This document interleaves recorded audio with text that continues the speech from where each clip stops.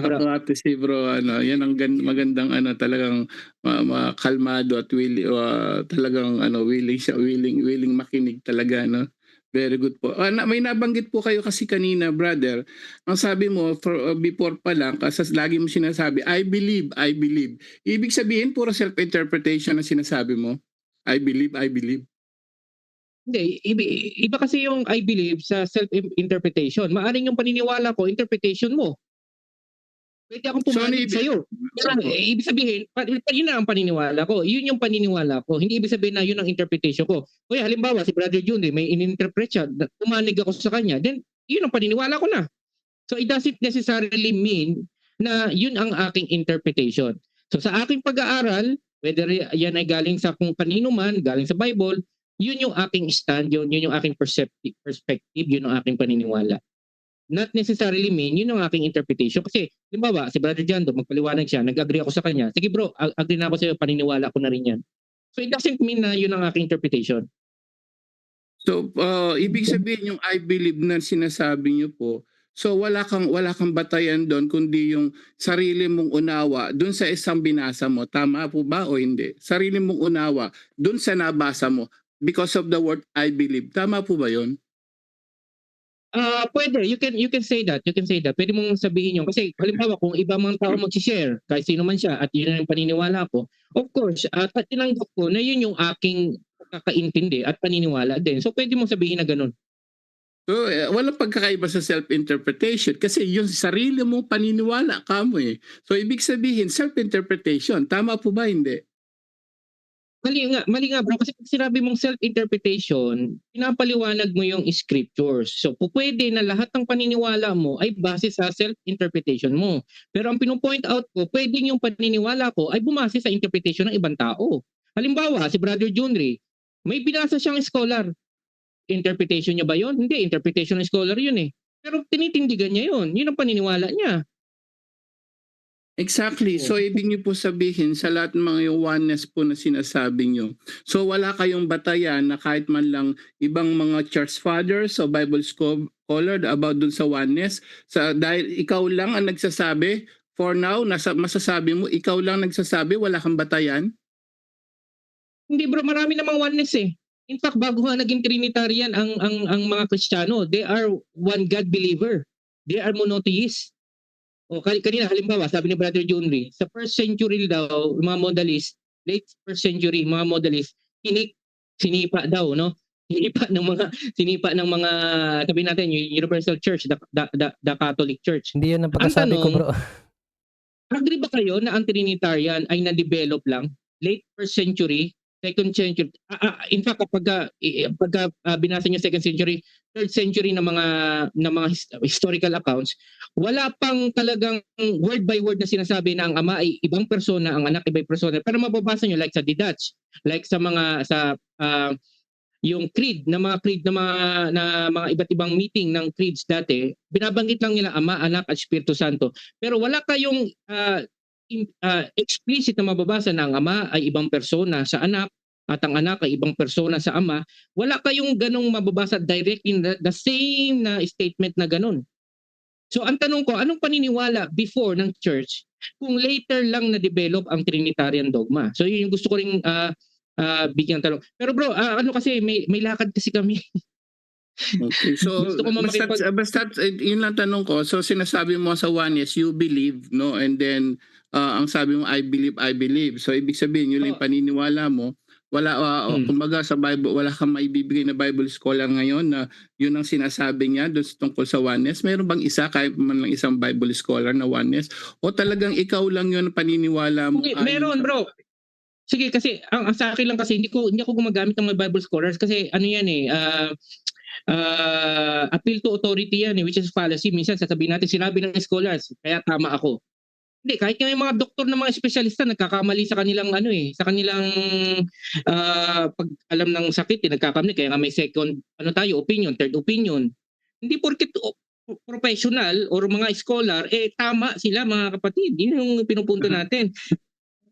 So walang guide walang nag-guide sa iyo pala teacher na nagsabing ganoon sa iyo so far. Meron I believe lang. Halimbawa, Si Mm. Dr. Marvin Sanguinetti, isang Bible scholar to, oneness scholar to, pero inaaral din niya ibang doctrines like Trinitarian. Sa kanya nga yung binasa ko na ano, kasi marami palang version ng Trinity. At yung classical Trinity na sinasabi niya na dito na dapat yung bang klaseng Trinity ang nagre-reflect sa Trinity ng Katoliko. Like halimbawa, the doctrine of the Trinity states that there are three divine distinct persons. Galing isang oneness na scholar. Na may kaibigan ako isang oneness scholar, UPCI scholar.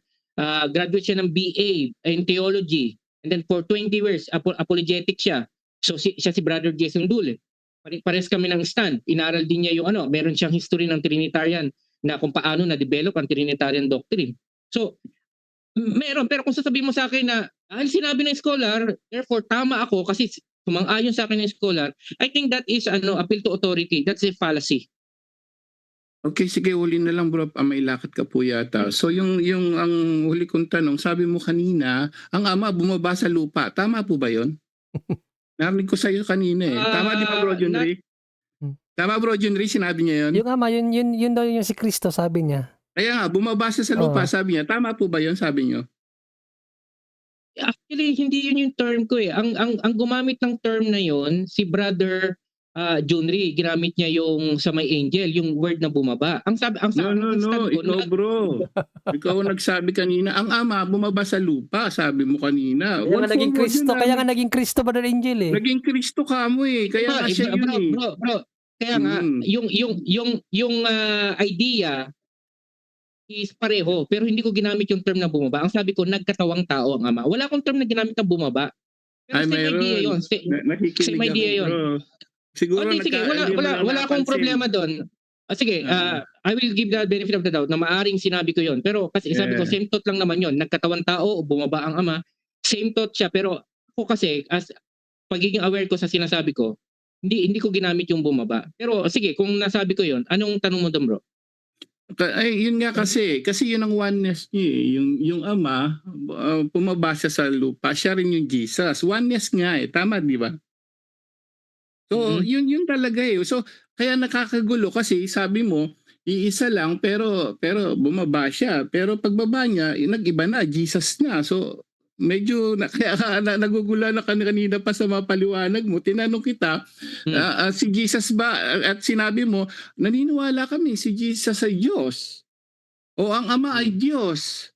Ilang persona na yun. Di na merong kalituhan doon kasi para sa akin yung question na yon is hindi merong kalituhan sa part nyo dahil hindi naman yun ang focus ng debate namin. Incarnation kasi yon. Ang pinag-uusapan namin, ilang bang persona ang Diyos? Kaya ang stand ko, nag-focus ako dun sa Ama, yun ang isang Diyos. Wala akong ginamit sa presentation ko na ang Ama, nagkatawan tao, ang Ama ay naging anak, ang anak. Wala akong ganoon. Siya nagpasok nun eh. So kung sana, nag-present ako ng complete. Brother Brian, kung ganyan pala paniniwala mo, hindi ka oneness.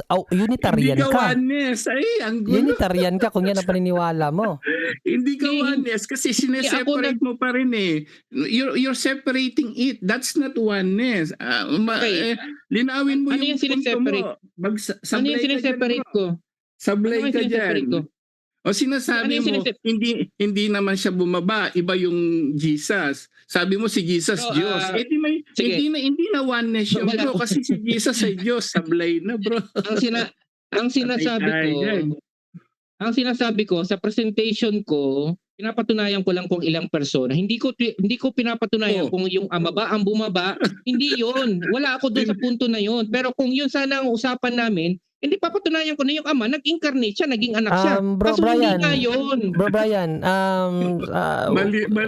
kasi ang stand mo kasi oneness. So kahit pa sabihin mo bro na hindi mo na inano ba kung sabaga hindi mo na clarify na ang oneness ay siya yung Ama, yung naging anak at yung naging Holy Spirit, parang alibay na lang yan na para maipalabas mo na isa lang ang Diyos, hindi mo na isali si Kristo at yung Holy Spirit, mag-focus ka na lang sa Ama. Hindi na yan oneness, Unitarian yan. So maging stick ka sa faith mo kasi ang faith mo kasi oneness eh. Hindi ka naman Unitarian eh. Ganto bro. Kung sana, sige, sa susunod na subject, tanungin natin, ito ang topic natin, sino ang nagkatawang tao? Kasi hindi yun ang topic natin, kaya hindi ko siya tinatouch kasi lalayo tayo sa topic. Ang Hindi, usapan oneness ka natin ba bro? ilang Unitarian. Klaruhin ko lang. Ngayon ko lang Oneness nalaman na oneness Oo, ka ang gulo, Unitarian. oneness ka na. ako. Oo, kung oneness ka bro, considered na yan na yung ama yun yung naging anak at yung anak yun yung Holy Spirit. Yan ang oneness. Intindihin mo yung mga Yun nga. interpretation mo, bro. Ah. Magulo kanina kung Hindi, bakit hindi. naiintindi. Ay, hindi nyo Magulo. naiintindihan bro eh. Wait lang muna, sita Hindi muna yun ako. Brother Jando. Bro, sita muna ako. So, Brother Brian, ano ba paniniwala mo? Yung ama, yun ba ang anak? Yes or no? Hindi ganun. Yung ama, yun yung anak?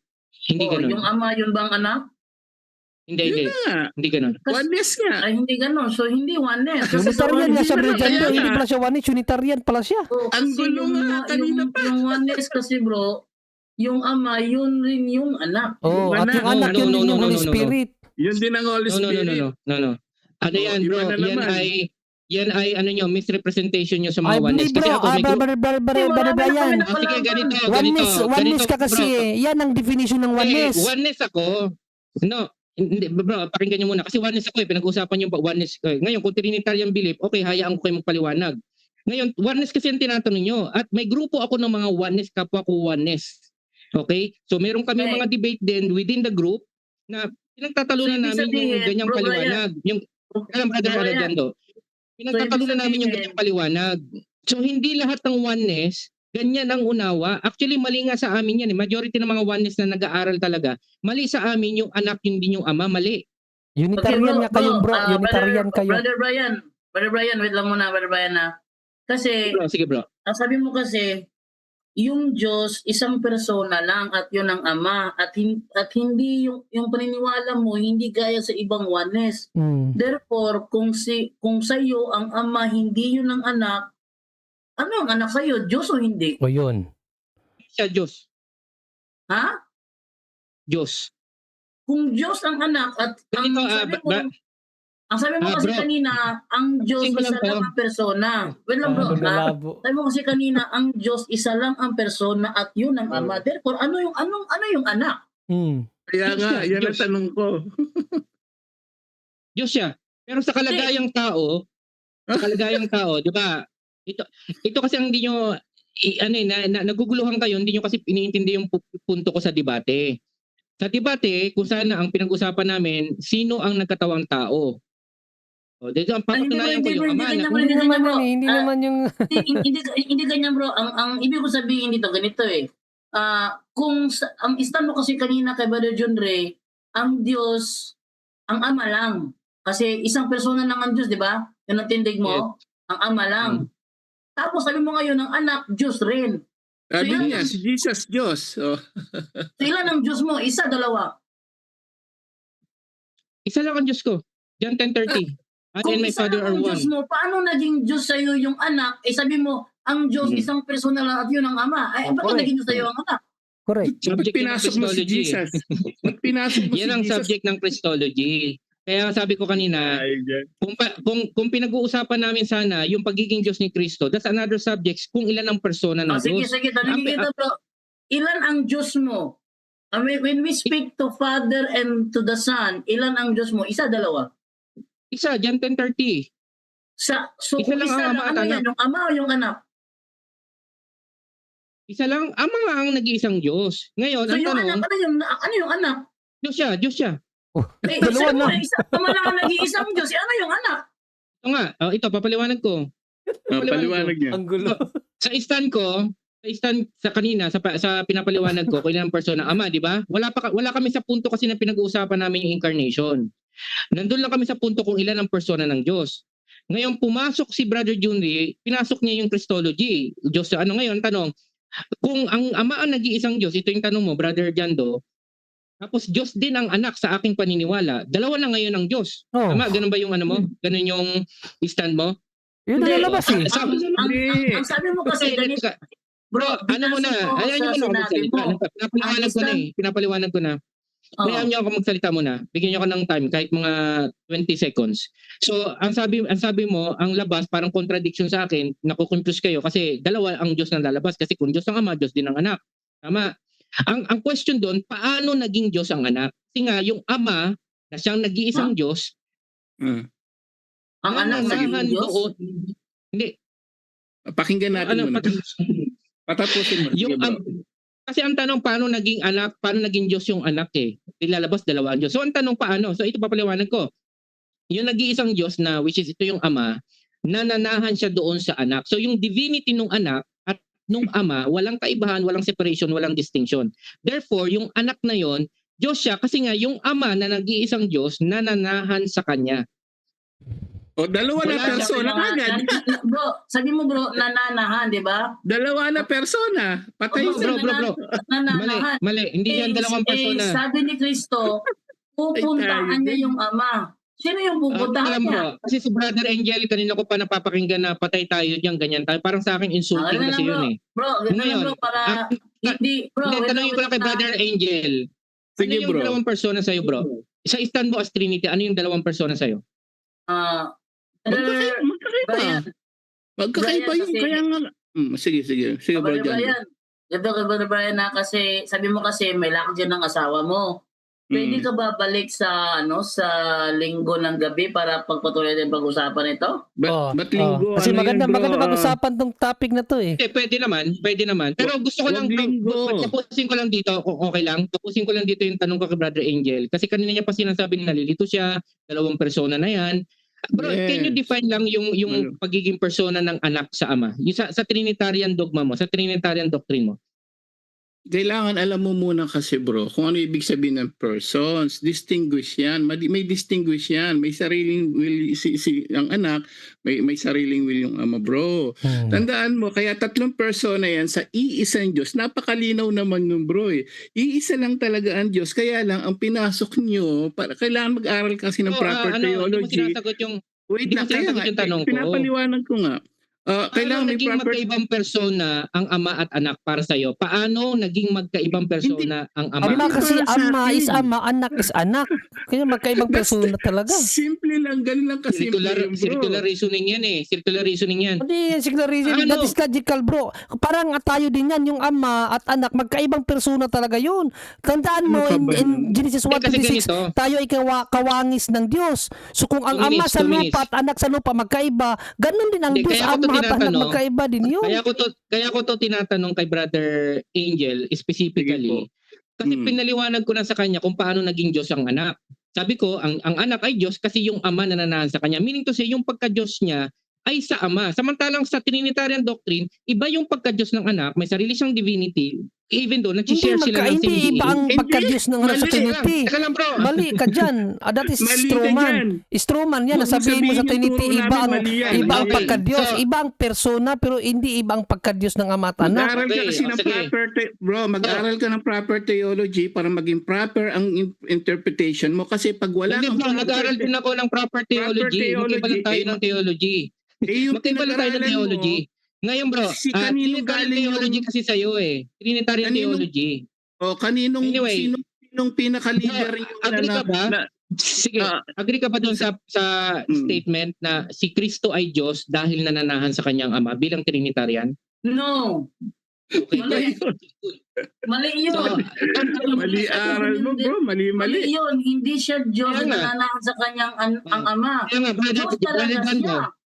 yun nga ang paniniwala ko. Pero ang binabato sa akin ni Brother Angel, ibang persona na ngayon. Sabi niya, di kung gano'n, iba ng persona. Iba naman pala ang stand mo eh. Bakit mo ako binabato na ibang Hindi, persona na mali yun? yung ano mo, Brother Brian. Mali yung statement Mali. na naging Oo. Diyos siya dahil nanahan sa kanyang ama. Dahil actually sa Bible, nanahan din sa atin ng ama. So Diyos na rin tayo. Maling statement yan. Oo, nananahan Diyos siya. si Kristo dahil Agree ako doon, Diyos bro. siya katulad Nanahan sa ng atin ng ama, pero hindi tayo nagkatawang tao. Diyos Akin, si Kristo kasi Diyos talaga ang kanyang kalikasan katulad ng kanyang ama. Kaya nga iisa ang kanilang Okay. kalikasan eh. Parang ikaw ba bro? Katulad. Ganito bro, bigyan kita ng analogy Brother Brian ha. Ikaw at ang anak mo, parehas kayong tao. Yung anak mo galing sa iyo, tao siya kasi yun ang kalikasan mo na nagmula sa iyo. Pero magkaiba kayong persona. Ama ka, anak siya. Ganun din ang Okay, ilang tao kami? Diyos. Okay, ilang tao kami bro? Magkaibang persona nga eh. Dalawang ang persona eh. Katulad sa ama at So, anak na ama at anak. so Magkaibang ilang Diyos yung persona. ama at Diyos anak? na isa. Pero ilang Diyos niya yung ama at anak ngayon? Kung dalawang tao kami ng anak ko, Ilang Diyos ang Ama at Anak? Isa lang ang kalikasan Ilan ng oras Diyos, na pero ang persona dalawa. Ang ganito. Kaya nga ilang Diyos ngayon. Bro, parang ganito ba? Isa nga lang ang Ano na lang, Diyos. balik na lang ako, brother Jando. Mahirap to. Nagmamadali kasi ako eh. Papayag ka, Last lunes question, ng sige, last gabi. question. Bro, ganito lang bro, papayag ka bro, dahil masyado na malalim ang gabi, tapos malakad ka ng asawang bukas, papayag ka, Okay, balik ka sa lunes ng gabi, Mm-mm. talakayin natin yan, Ng gabi. Anong sa'yo, oras? Anong oras? Alas Kasi 8 din, bro. nandito ako Alas sa- 8 din. Kasi nandito ako sa Middle East. So, advance kayo ng 5 oras sa ano. At ang trabaho ko kasi bro, kaya Brother Junri, alam mo naman to, aware ka dito, Sabado Yes. lang talaga ang akong available kasi from Sunday to Thursday, working time ko yan, working days ko yan. Friday ano na naman, lang bro, next Saturday, balik ka next Saturday ng gabi, Mm-mm. ating ipagpatuloy ng talakayang ito, para sa amin kasi Pag-aaral lang din, Ibang- Brother Jando. Pag-aaral lang din Oo. para ano. ibang persona ang ama sa anak. Oo. Ibang persona, pero iisa yung katangian nila bilang Diyos. Bilang Diyos.